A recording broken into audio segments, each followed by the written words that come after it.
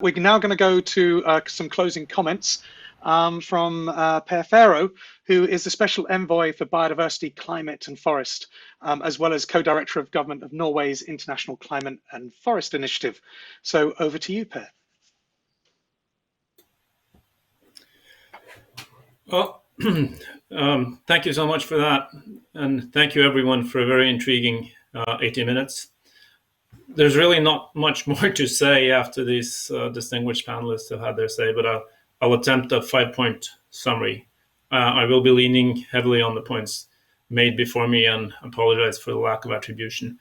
And also apologies for the necessarily shallow nature of my 30,000 feet perspective. That pertains especially to this last point discussed about the role of farmers. It's absolutely crucial, and how to give them the opportunity to deliver is at the heart of this agenda, and everyone needs to invest more in it. To the 5-point though, so first, the science is very clear that agriculture will need to use less, not more land in the future. Nature needs more space if we are to combat climate change, biodiversity loss, and a host of other threats to our planet. Any business model based on expansion into nature is thus a bet against the future of the planet. Indeed, there is no IPCC model that gets us in under 2 degrees without an immediate halt of tropical forest loss and thereafter a gradual reversing of such loss at scale. Second point, as this Orbitas report does a great job of demonstrating, that fact creates a massive stranded asset risk for companies and thus for investors.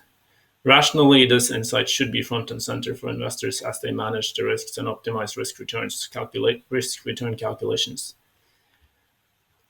which should, in a rational world, lead to increasing cost of capital for those depending on nature conversion for future profits. Indeed, I think it's important to recognize that we're nearing a tipping point where business models depending on land conversion are increasingly under triple jeopardy. From progressive climate and biodiversity policy, from consumers everywhere demanding deforestation-free products, and from competitors developing business models that are both more sustainable and more profitable. A dynamic is developing in that sense, which bears quite striking resemblance, though in an early phase, to developments in the energy sector. This leads to my third point, which is that while some companies and investors stand to lose, there is a much better future out there for societies the world over. A large number of thoroughly researched reports, including this one, show that it is possible for the global food and land use system to deliver on both health, environment, food security, nutrition, and socioeconomic goals. It is demonstrated, for example, through the joint work of the Indonesian Ministry of Agriculture and the University of Lincoln, Nebraska, that Indonesia can reach its very ambitious future palm oil production goals without expanding area under palm oil cultivation. Similar examples are everywhere. The innovation is being induced throughout food and land use systems, and they will strengthen the dynamic in a nature-friendly direction. But again, for this to happen at the speed and scale we need, money will have to flow to the right activities, and that will, especially early in the process, require a greater willingness to accept risk, not least by international development finance institutions. My fourth point is that policy is increasingly pulling in the same direction. Despite recent setbacks we saw in Brazil 2006 to 2015, what determined political will can achieve, as deforestation in its Amazon region was slashed by close to 80% in just a few years through regulation and enforcement.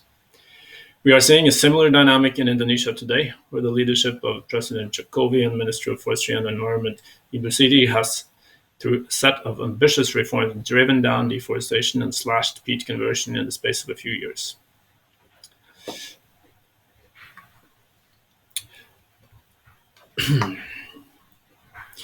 My fifth and last point is that efforts like Orbitas are crucial to reinforce and speed up these changes. And here the public sector bears particular responsibility. At the Norwegian Climate and Forest Initiative, we have, working with our German and UK colleagues in particular, but also civil society institutions the world over, invested heavily in transparency and accountability for this exact purpose. For investors, it is clearly essential, as we have heard, to have access to objective, trustworthy, standardized, actionable knowledge when evaluating companies and portfolios. Together, we need to create full transparency both on the biophysical status of the forest, what is happening to them, who is responsible for what is happening to them, and who finances those who drive deforestation.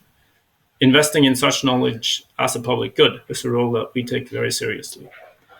The job of the private sector and investors is then to act on that information, moving out of activities driving deforestation and into the investments needed to feed the world while also protecting nature. Together, under the leadership of tropical forest countries themselves, we believe we can help move from a situation where tropical forest is part of the climate and biodiversity problem to a situation where tropical forest protection and restoration is an essential part of a more prosperous and sustainable future. Thank you for your attention. Much, Pharo. And obviously, I think with all of the different things going on this year, we're going to be able to catch up with the events, the COP26. This report is coming out at a time that will have an influence over those conversations.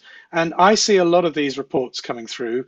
I'm sure you all do as well. If you haven't while you've been online, and this is one of the benefits of doing these online calls, is you should have already downloaded it. If you haven't, shame on you, download it now. It's on the website, have a look through it.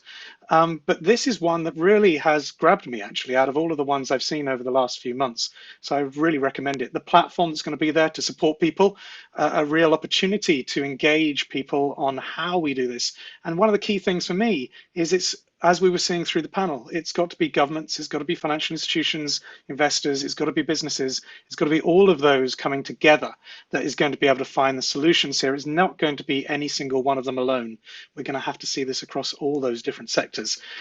We need all of those sectors to lead to the just transition that we're looking for, obviously.